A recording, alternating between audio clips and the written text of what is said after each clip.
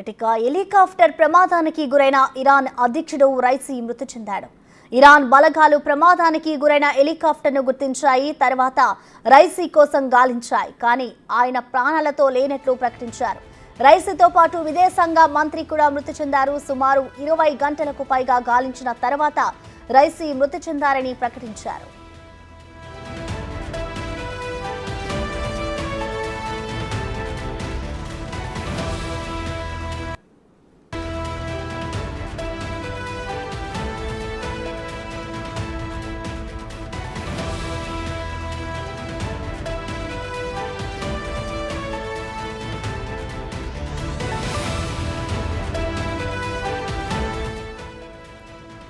Helicopter ప్రమాదానికి గురైన Iran అధ్యక్షుడు రైసీ మృతి చెందాడు. ఇరాన్ బలగాలు ప్రమాదానికి గురైన హెలికాప్టర్ను గుర్తించాయి.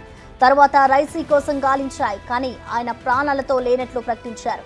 రైసీతో పాటు విదేశాంగ మంత్రి కూడా మృతి చెందారు. సుమారు 20 గంటలకు పైగా గాలించిన తర్వాత రైసీ మృతి చెందారని ప్రకటించారు.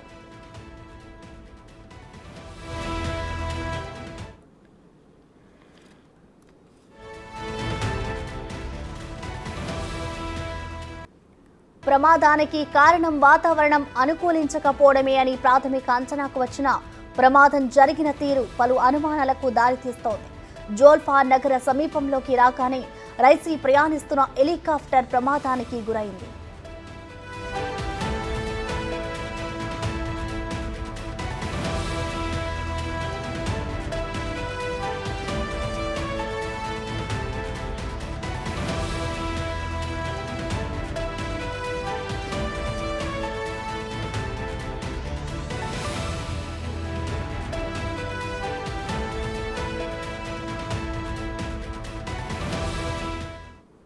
హెలికాప్టర్ ప్రమాదానికి గురైన ఇరాన్ అధ్యక్షుడు రైసీ మృతి చెందాడు. ఇరాన్ బలగాలు ప్రమాదానికి గురైన హెలికాప్టర్ని గుర్తించాయి. తర్వాత రైసీ కోసం గాలించాయి. కానీ ఆయన ప్రాణాలతో లేనట్లుగా ప్రకటించారు. ఇక దీనికి సంబంధించిన మరింత సమాచారం మా ప్రతినిధి శివ అందిస్తారు. శివ, చెప్పండి. దాదాపు 20 గంటలు గాలించిన అనంతరం ఇరాన్ అధ్యక్షుడు రైసీ మృతి చెందినట్లుగా కూడా తెలుస్తోంది. దీనికి సంబంధించిన డీటెయిల్స్ ఏంటి శివ? దీన్ని ఎలా చూడాలంటారు?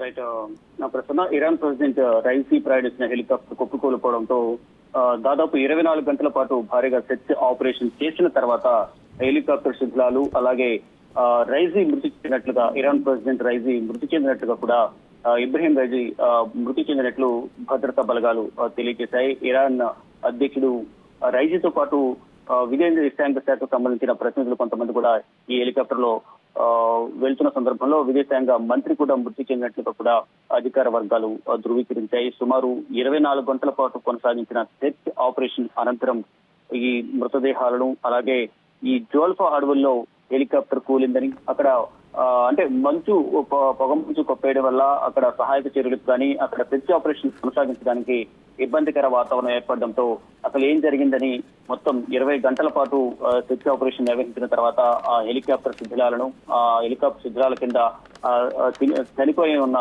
శిథిలమైన బాడీలను కూడా భద్రతా బలగాలు గుర్తించిన అనంతరం ఇబ్రహీం రైసీ మృతి చెందినట్టుగా కూడా అధికారిక వర్గాలు ధృవీకరించాయి. అంటే ఒక కార్యక్రమంలో పాల్గొని తిరిగి వస్తుండగా ఈ ప్రమాదం జరిగినట్లుగా కూడా అధికారులు తెలుపుతున్నారు. వారితో పాటు వచ్చిన మరొక 2 హెలికాప్టర్లు సురక్షితంగా గమ్యస్థానానికి చేరాయని, కానీ ఈ హెలికాప్టర్ ప్రమాదానికి గురవడం పైన కొన్ని అనుమానాలు అయితే వ్యక్తమవుతున్నాయి.